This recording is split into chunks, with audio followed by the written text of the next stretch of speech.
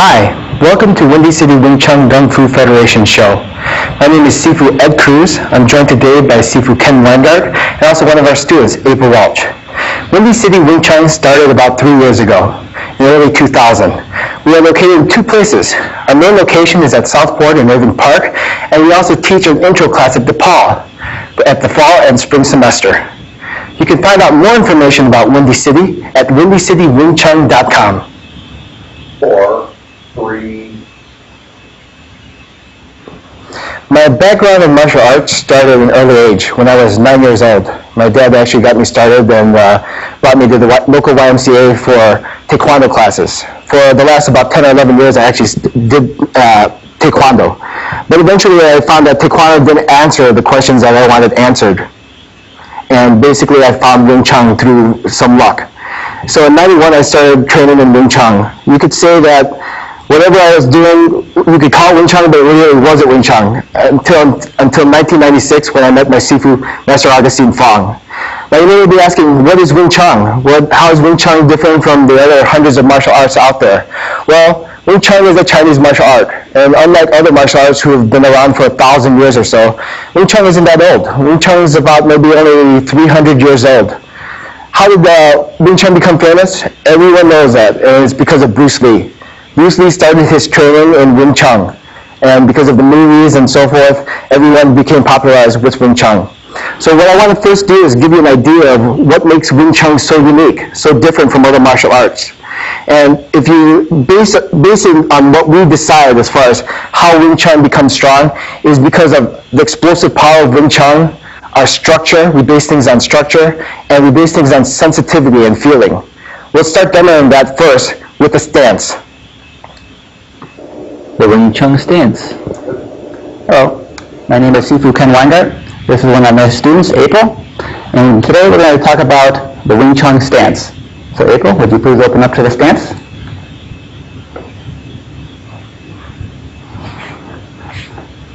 Nicely done. The Wing Chun stance is based on the triangle. In the Wing Chun stance, there are many triangles that are being formed. If you'll notice here, with the lower section of the body, we have one triangle that is coming up from the feet, through the knees, up to her waist. We have another triangle coming up from the side of her body, again coming to her waist, one corresponding on the back of her body, and one corresponding on the other side of her body. These four triangles come together to form a pyramid. As you know, a pyramid is one of the strongest structures in nature, as you can tell by the pyramids of Egypt that have been there for over 1,000 years. We have other triangles that are being formed in the structure as well. We have one that is actually coming out, projecting from the feet to form a triangle here. That's why the stance is pigeon-toed in. We have another structure, another triangle that is being formed from her shoulders, going down, and the two triangles actually meet at her knees. That's why in Wing Chun, whenever we do shifting, the shifting is actually done with the knees leading the shifting, not the hip. Okay? The next part that I'm going to discuss about the Wing Chun stance is about how the stance is natural for the body to do. In Wing Chun, everything that we do is to accent natural body movements.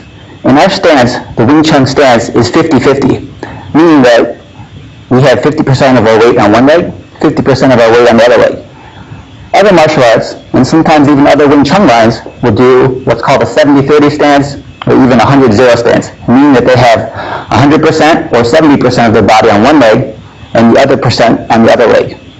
Now, the reason why we don't do this is because, like I said, everything that we do is natural for the body to do. Just think about the way you walk. Do you walk with 100% of your weight on one leg and then 0 on the other leg? No, of course not. Everything that we do is natural for the body to do. You naturally walk 50-50. Therefore, why wouldn't you do anything except that when you practice martial arts? The more natural you are, the more relaxed you are. The more relaxed you are, the more easy it is for you to move, the more power you can release. Okay? And the last thing that I'm going to be talking about with the Wing Chun stance is the purpose of it. Now, the purpose of this is to find your center. And the purpose of the stance is also a developmental thing. When you were to actually apply Wing Chun, you wouldn't sit in this stance to fight somebody like this. The purpose of stance is to develop your awareness of finding your center. So those are the three main purposes of the Wing Chun stance. Is that one, it's natural for the body to do. It's 50-50, and also it's a developmental thing, not necessarily an application thing. The Wing Chun punch. It doesn't look anything special about it, but yet the punch has so much effectiveness when it comes to self-defense. And in Wing Chun, when you talk about Wing Chun, you know about the punch. The Wing Chun punch is very different from other martial arts. Say, for example, karate, taekwondo, or boxing. When you see the karate punch, a lot of power. When you see the boxing punch, like Mike Tyson's punch, a lot of power. But yet at the same time, the Wing Chun punch doesn't look as powerful as the others when compared to. We're going to have April right now demonstrate what the Wing Chun punch looks like. Okay? April, can you start doing the punch? Here you go. Notice once again, she's in her stance. Obviously, this is for developmental purposes, but for the most part, right now, she's focusing on her punch. Very simple. Both hands moving in unison, and it doesn't look too powerful at all. Now, as I said before, there is a difference as far as how the punches are done. The Wing Chun punch is different from the karate punch, and I'll show you exactly how it comes in play. April, can you step over here?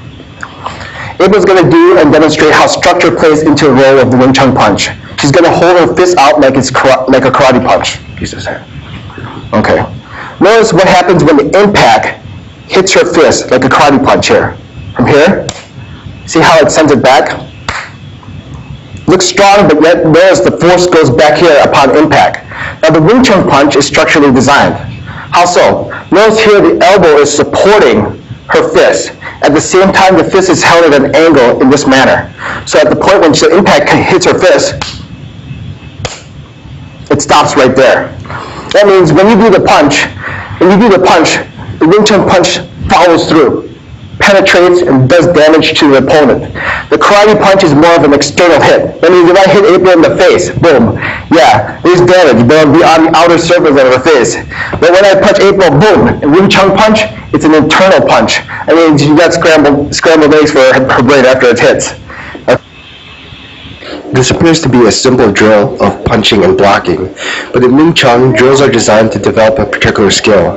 While Ken may just simply look like he's punching, he's also learning how to not fight the force when April blocks his punch. At the same time, April's learning the Paksan motion, a blocking hand motion. Notice, not only does she block it, but she regains the line so she can attack next. What did you do here? This particular drill shows Wing Chun's efficiency. Notice I deal with Ken's attack by blocking and attacking simultaneously. This particular drill showcases the three mother motions that Wing Chun has to use for blocking. The first one is Tan. Tan applications are done on the thumb side. Second one is Bang. Bang applications are done on the pinky side. And finally, Fuksar applications are done on the palm. These are the three main mother motions of Wing Chun. It's true that Wing Chun can deal with a threat with one hit, but this particular drill shows how threats can be dealt with not only with one hit, but with an array of multiple attacks followed one after another in a smooth flowing technique. Notice each time I deal with a threat with multiple attacks. This is the same drill involving the three mother motions of Tan, Bang, Fuk. What's slightly different about this drill, besides me blocking, is not only that I use hands, but I'm also using my body and footwork at the same time to block the motions. Here we have April and Ken practicing sticky hands, otherwise known as Chisao. The idea behind Chisao is not for fighting. The idea is to develop sensitivity, learn lines of attack, develop timing and distance. Notice in this particular drill, April is the attacker. She's learning different paths to find attacks onto Ken. At the same time, she's not simply randomly attacking her opponent. She's trying to find lines of opening and weaknesses in sensitivity. This particular drill is referred to as manzao, otherwise known as asking hands. This teaches you how to close the gap between you and your opponent. It also teaches you how to make your opponent react to your particular attack when you move in. Notice many of the times when I move in, I put myself in a safe position by controlling both his hands, then launching an attack to my opponent. Wing Chun is about total control. Notice I'm not just exchanging hit for hit with my opponent. I make sure I have his hands totally controlled so it's safe for me to enter in. There are many facets of Wing Chun that I find very interesting.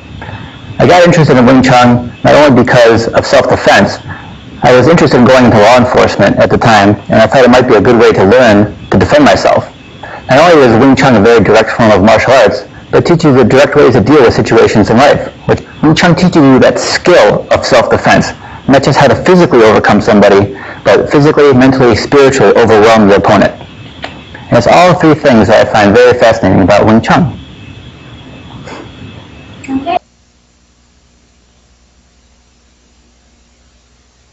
Hi, my name is April Welch, and my first introduction to martial arts was in college at Boston University with Master Bosun Mark. I took Tai Chi and Wudang Sword, and when I graduated, I moved back to Chicago and was really filling a void until I met these guys. My current school is Windy City Wing Chun. I met them at DePaul, where I now teach, and I really enjoy Wing Chun. It's a lot of fun. It's very different from anything else. I really enjoy Wing Chun. I believe that it really is the one martial art that will give women the edge and will give people who are not, built like Arnold Schwarzenegger a chance to protect themselves and really learn how to actually defend yourself in need, if you're ever in need.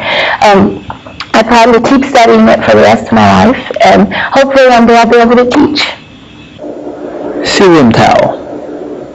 Silim Tao is basically the first form in Wing Chun. There are three forms total in Wing Chun, but the Silim Tao is the main one. Silim Tao basically means small idea.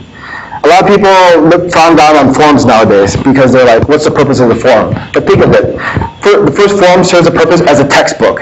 The textbook as far as how all motions should be done within the form. Without this, it would be like going to school. Going to school without no books or ever coming to class. So what I'm going to do first is basically demonstrate what the Silim Tao looks like, and then afterwards have Ken talk about it while I'm demonstrating. Okay? Here we have Silim Tao, otherwise known as small idea or little idea. Silim Tao is broken into three sections. The first section takes the longest and is the most important of the three sections. It develops the motor motions of Tan, Wu, and Fuksao. While in this particular demonstration, I'm doing the motions particularly fast. In actuality, the first section would probably take 40 minutes to do if you want to develop not only the physical but also the mental ability. Here, notice the hand motions are not led by the shoulder or by the hand, but everything is being directed by the elbow. And if you also notice, the motions are also not only going forward, but also backward. The hand motions in everything that we do are elbow-led. And in this particular motion, we're doing Tan, Wu, and Fuksao motions.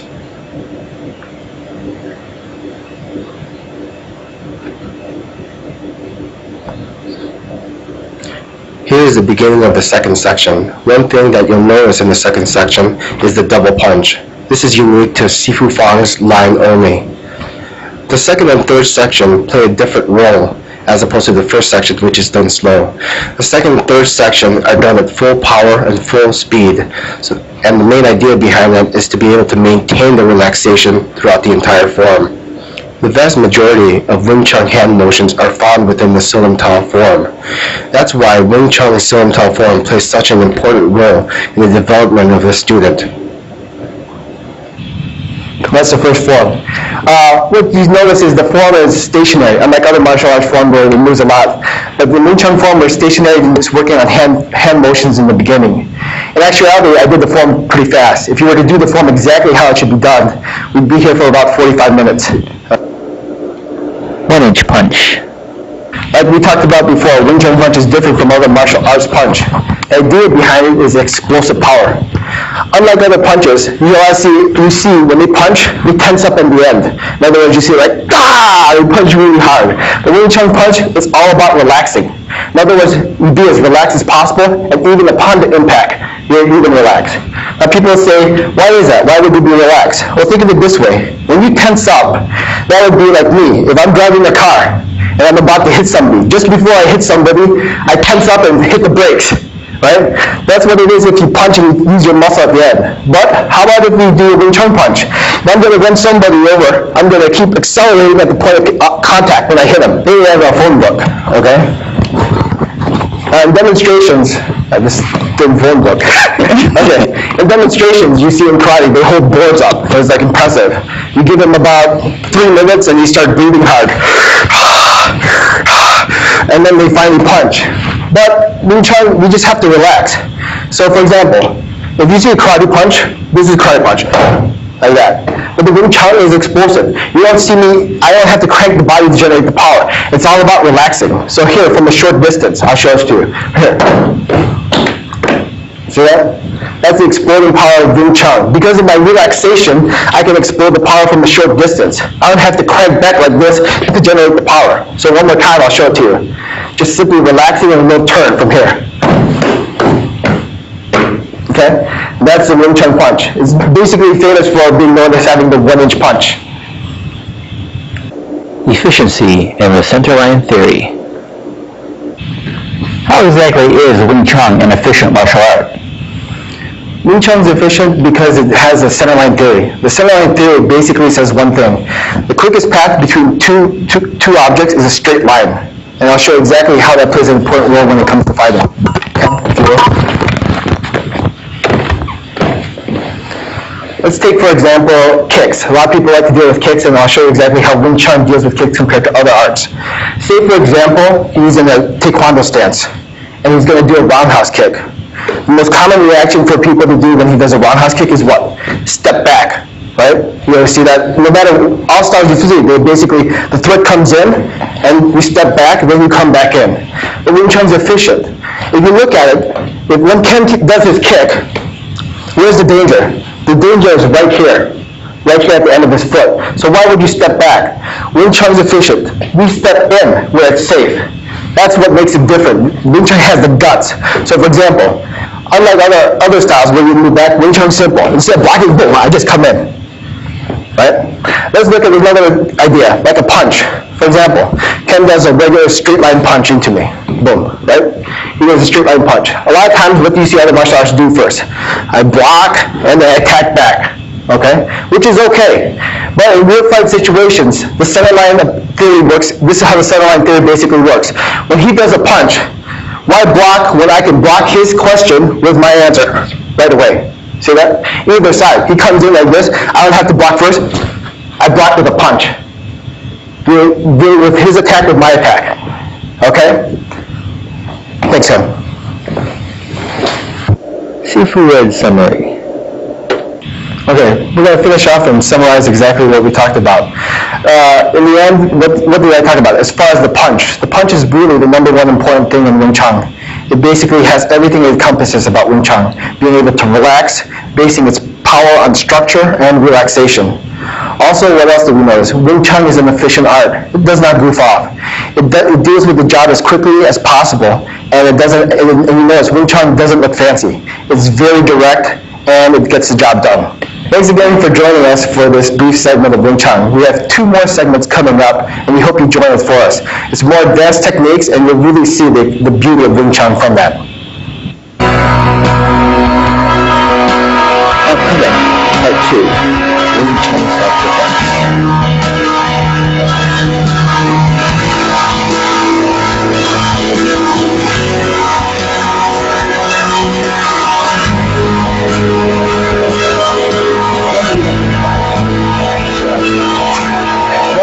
Particular realistic situation. A girl who's probably 120 pounds versus a guy who's 250. Realistic situation. I know it's difficult to execute, but this is a real situation. You choke you. I gotta try to show. it goes for real. Alright, that's a situation that would actually occur. That means he's really trying to choke me. He's not going to go, oh, I'm going to flip you over. Wing Chun.